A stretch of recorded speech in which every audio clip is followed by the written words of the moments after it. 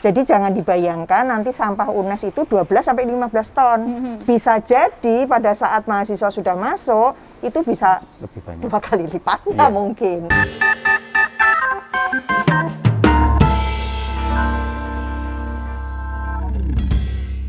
Halo Sobat UNES, bertemu lagi dengan Pods Kampling, podcast Kamis Keliling.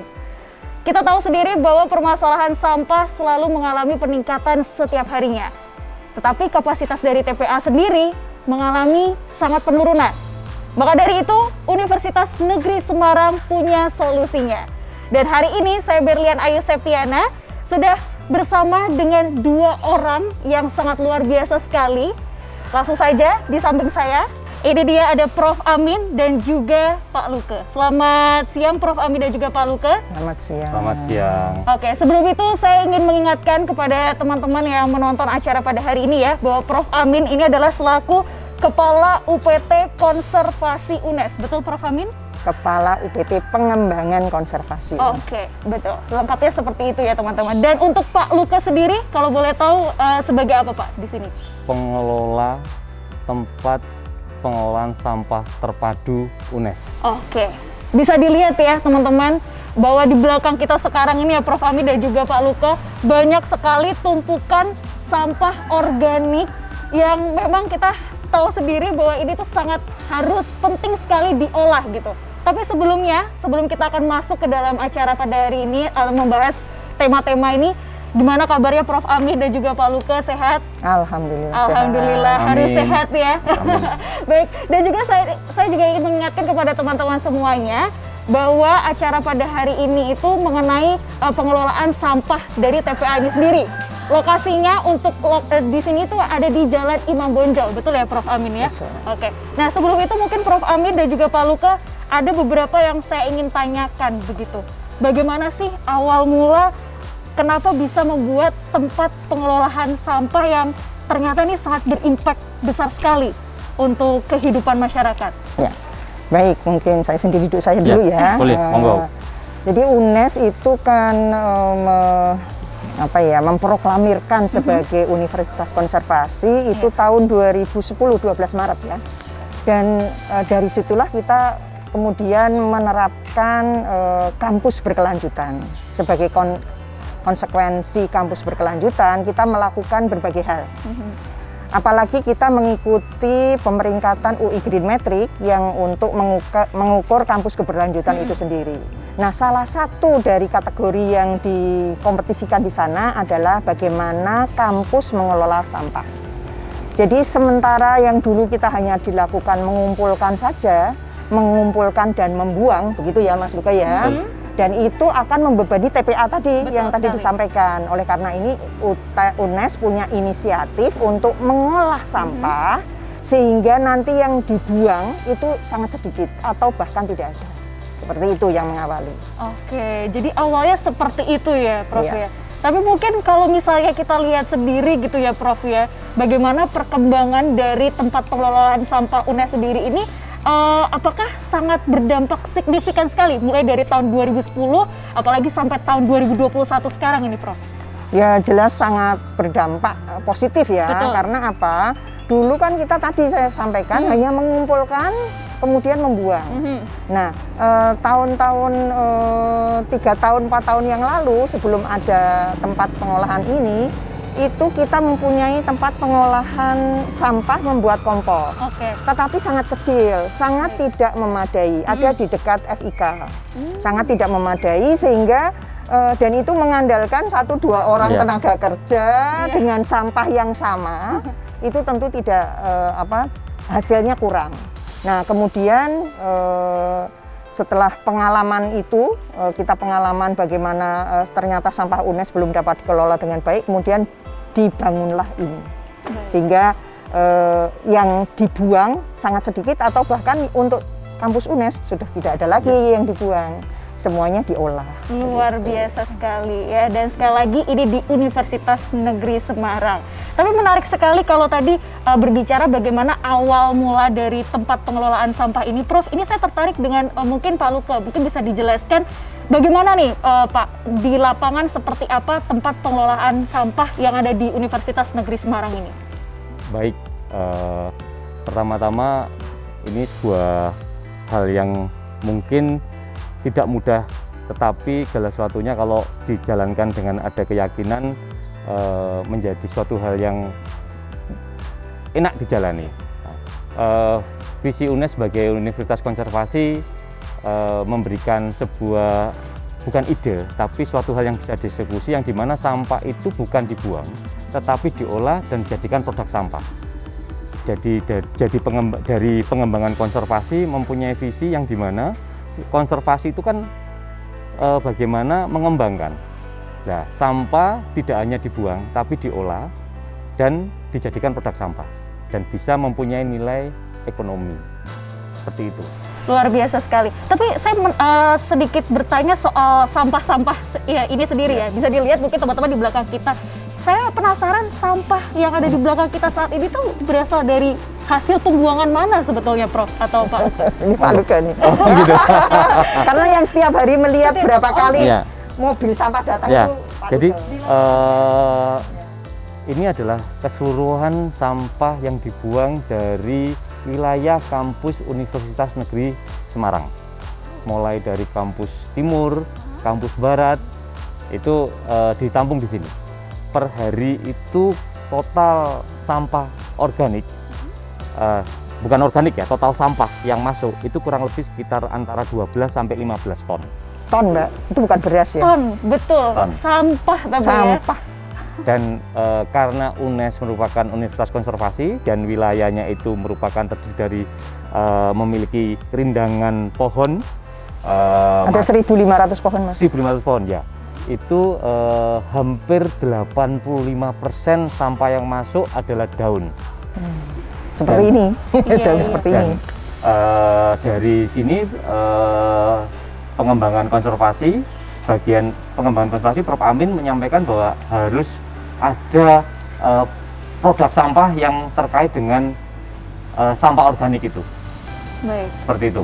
Oke, bisa dibayangkan ya teman-teman dan juga Prof Amin dan juga Pak Luka bahwa sampah yang ada di tempat pengelolaan sampah ini itu berasal dari kampus Universitas Negeri Semarang. Coba saya bayangin dulu kalau berarti se-Semarang itu bisa lebih lagi ya. Tapi ini luar biasa sekali ya teman-teman, karena melihat bahwa mungkin jarang sekali dari beberapa instansi atau ya saya sebut seperti itu ya, karena kurang awareness-nya terhadap sampah-sampah ini sendiri. Dan Universitas Negeri Semarang menjadi salah satu pelopor terkait pengelolaan sampah organik. Tapi penasaran juga nih saya kepada mungkin Prof Amin dan juga Pak Luka gitu kan ya, untuk proses pengelolaannya sendiri itu seperti apa? Apalagi ini sampah organik ya. Kadang-kadang juga apa ya kita untuk mengelolanya saja pasti susah seperti itu. Bagaimana proses pengelolaannya? Ya, tadi kan sudah disampaikan Pak Luka, 85% dari sampah yang 12 sampai 15 ton tadi Iya. berupa sampah daun. Betul. Nah, sampah daun ini kan kalau tidak dikelola, tidak diubah menjadi produk baru, itu akan menggunung terus. Semakin hari tambah terus kan. Jadi harus ada pengolahan. Pengolahan yang dilakukan, ini yang daun dulu ya, itu menjadi kompos. Oke. Ya, menjadi kompos. Jadi dari sekitar 1 bulan berapa Mas kompos yang dapat dihasilkan dari sampah daun ini? Saat ini kami untuk mengolah kompos dalam 1 bulan itu rata-rata di angka 5 ton.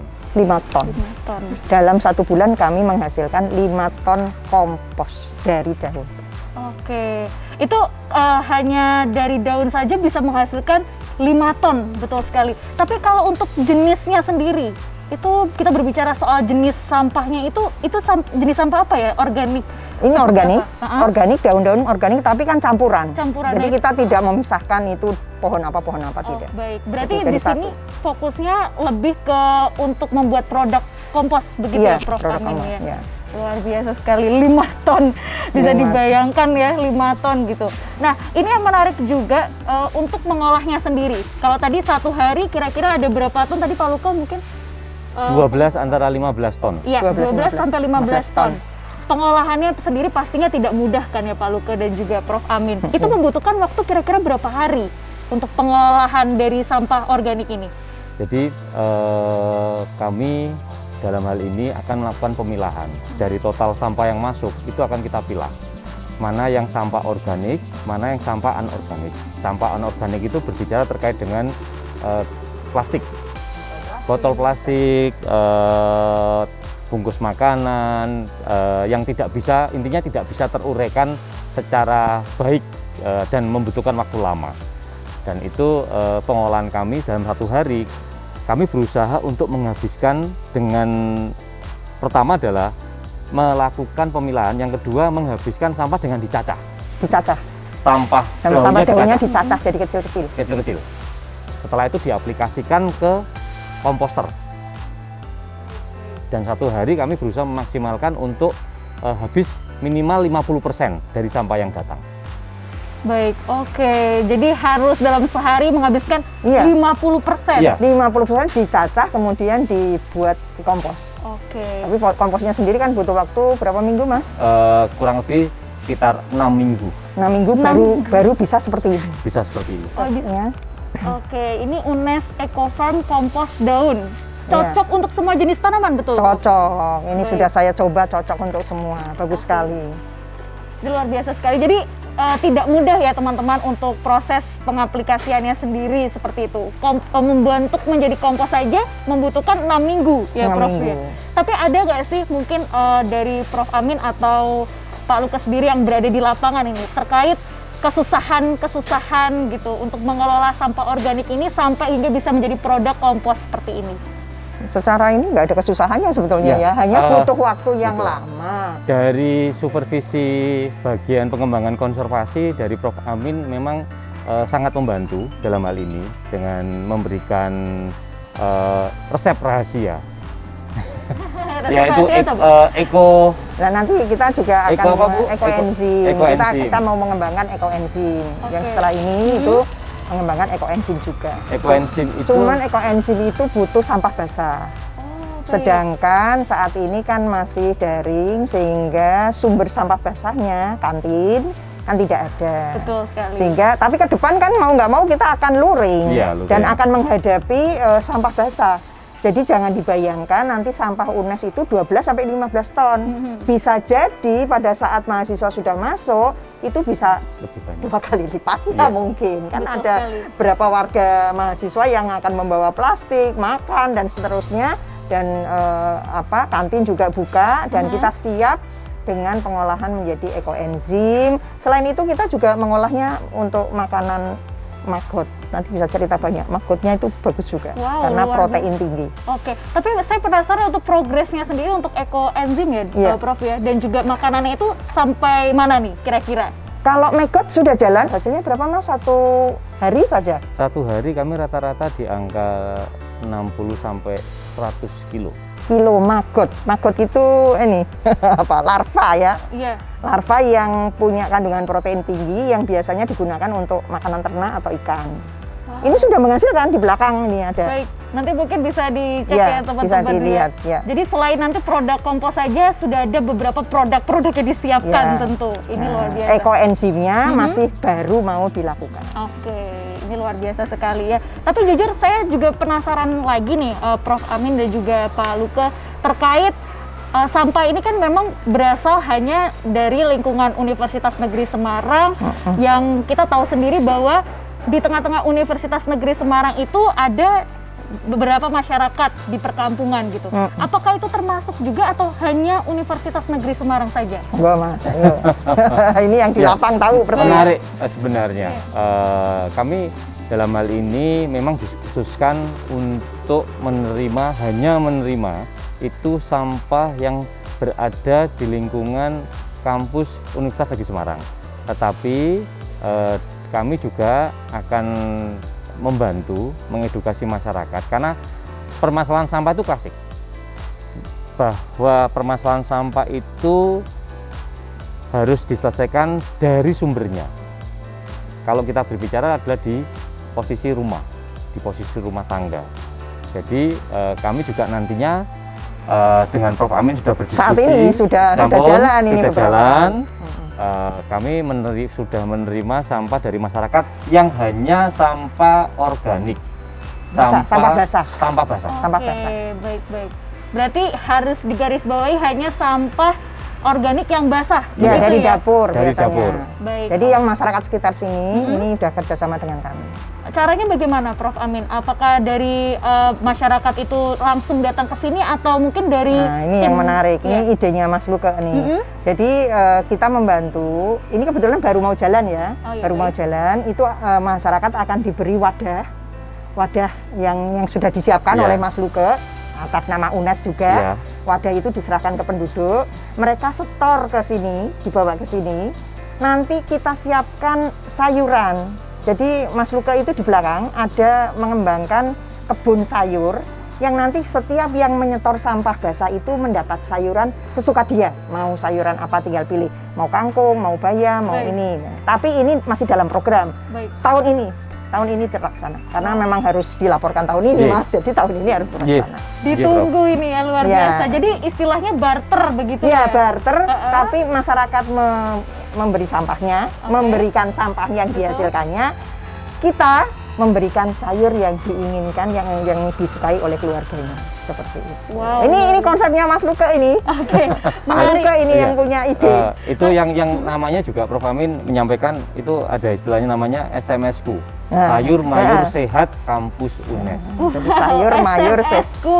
sayur mayur sehat Kampus UNES. kampus UNES. Baik. Itu khusus untuk masyarakat atau mungkin kalau saya gitu kan ya berdiat ini Boleh boleh? juga. Boleh, Ya, nggak apa-apa. Boleh tidak, Mas? juga. Boleh. Jadi nanti bawa sampahnya dari rumah Ya. yang basah ke sini mau tuker sayur gitu Iya, ya, Mas. gitu. Oke, Boleh. wow, ini udah sangat apa ya, sangat menarik sekali ya teman-teman karena menukarkan sampah tapi mendapatkan sayur Ya. berkali-kali lipat ini keuntungannya. Oke, kita sekarang coba mungkin bahas soal kompos mungkin ya, Prof Amin ya. Ya. Untuk kompos daunnya sendiri itu pemasarannya kemana aja ya dok ya, Prof? Terkait apa namanya pemasaran penjualan dari kompos daun ini, mungkin bisa diceritakan? Ya, kalau ini ke masyarakat, saya sendiri juga karena saya punya koleksi tanaman banyak, saya menggunakannya. Baik. Tapi dari sini langsung itu sudah punya pelanggan. Iya, Ya. sudah Siapa ada. aja Mas pelanggannya? Kami bekerja sama dengan beberapa toko penghobi Mm-mm. untuk bisa menyalurkan kompos ini. Dan yang menarik adalah kompos ini kembali lagi ke UNES karena apa? Karena UNES sebagai kampus konservasi, unitas konservasi itu mengembangkan begitu banyak tanaman. Ya. Sehingga kompos ini membantu pertumbuhan dari tanaman-tanaman yang ditanam di lingkungan kampus UNES. Universitas Negeri Semarang. Kami punya koleksi hortikultura, tanaman-tanaman hias unik yang mahal. Itu pupuknya dari sini komposnya. Oke, berarti dari UNES untuk UNES juga gitu kan ya, Iya. tapi juga bermanfaat untuk lingkungan sekitar, bahkan mungkin ada pelanggannya sendiri yang sudah percaya ya Iya. untuk menggunakan produk kompos daun ini gitu. Tapi juga saya sangat penasaran ini untuk kelebihannya sendiri, mungkin bisa dijelaskan dari Pak Luke terkait kompos daun ini gitu. Apa mungkin kelebihannya? Sebenarnya kelebihannya adalah kalau untuk kompos, pupuk kompos itu standar kandungan NPK-nya harus memenuhi standarnya. Tapi memang parameternya. kecil. Tapi memang kecil. Iya. Kalau di kompos kecil. Kecil, ya. nah. Tetapi yang menarik adalah bahan dari komposnya adalah sampah. Iya. Yang menarik di situ.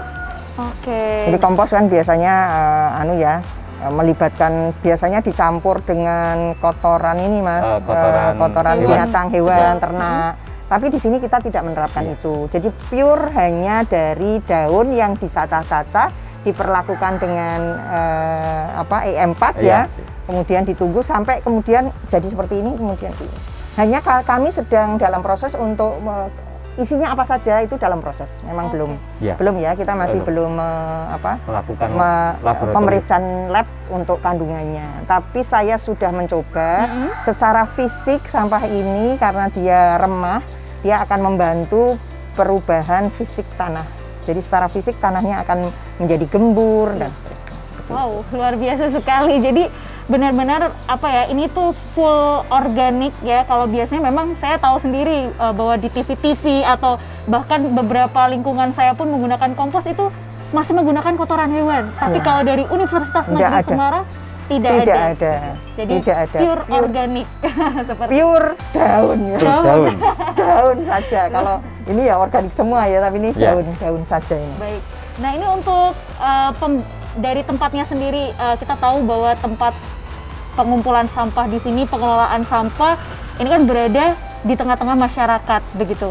Bagaimana respon dari warga sekitar yang berada di sini atau warga sekitar yang sudah tahu, wah ternyata bisa nih nantinya kita akan menukarkan sampah kita di tempat pembuangan Ya, dari UNES karena ini? kita waktu kita diresmikan Oktober tahun 2020 ya. Iya. Tahun 2020 jadi hampir setahun Mas. Iya, hampir setahun ini. setahun. Dan kita Tahun, Prof. mencoba untuk merangkul ke masyarakat sekaligus memberikan edukasi tadi bahwa sampah dari masyarakat pun tidak boleh dibuang ke TPA.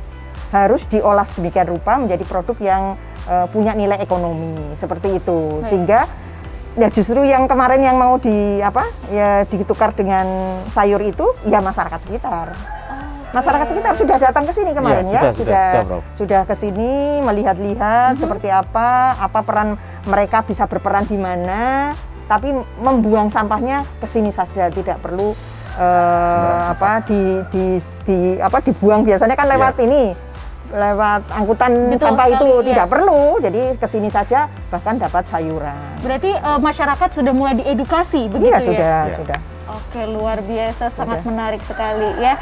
Dan untuk mungkin terakhir Prof. Amin dan juga Pak Luke gitu, apa sih yang ingin disampaikan kepada teman-teman? Apa sih yang ingin disampaikan kepada teman-teman yang menonton acara Pots Kampling, yaitu podcast Kamis Keliling terkait tempat pengelolaan sampah? Ya, bahwa sampah itu suatu keniscayaan. Tidak mungkin tidak ada sampah. Artinya setiap berkegiatan itu kan menghasilkan sampah. Yang perlu dilakukan adalah bagaimana mengupayakan supaya sampah itu tidak mengganggu kenyamanan kesehatan manusia sebagai terutama pada manusia, termasuk ekologinya, karena kan bisa menimbulkan bau dan seterusnya. Oleh karena itu, sampah-sampah tadi harus dikelola mulai dari hulunya ya Mas ya, dari hulunya, dari mulai mengajarkan memilah sampah, kemudian mana yang bisa diolah ya, diolah menjadi sesuatu produk yang baru, sehingga harapannya yang masuk ke TPA itu sangat minimal. Dengan yang masuk TPA sangat minimal, maka akibat menumpuknya sampah di TPA itu juga menjadi minimal. Kalau ini dilakukan secara secara berbarengan, setiap komunitas melakukan hal yang sama, saya kira ini akan sangat membantu kita menjadi menciptakan lingkungan yang sehat untuk kita semua, untuk anak-anak cucu kita. Saya kira itu. Kalau dari Pak Luke sendiri, apa nih pesan yang ingin disampaikan kepada teman-teman? Sampah itu masalah pribadi. Bagaimana mengolah sampah itu berasal dari diri kita. Ketika diri kita setiap hari pasti menghasilkan sampah. Jadi bagaimana kita mendisiplinkan diri untuk membuang sampah pada tempatnya, membuang sampah di tempatnya, dan juga bisa membantu untuk menciptakan lingkungan yang indah. Karena lingkungan yang indah pasti lingkungan yang sehat. Baik, terima kasih Prof. Amin dan juga Pak Luke atas obrolan bincang-bincang kita soal sampah. Terima kasih saya sudah diizinkan untuk berada di tempat pengelolaan sampah yang berada di Universitas Negeri Semarang. Dan berakhirlah sudah Pots Kampling atau podcast Kamis Keliling hari ini, teman-teman. Terima kasih yang sudah menonton untuk tema hari ini. Kita ketemu lagi di Kamis depan. Sampai jumpa. Bye.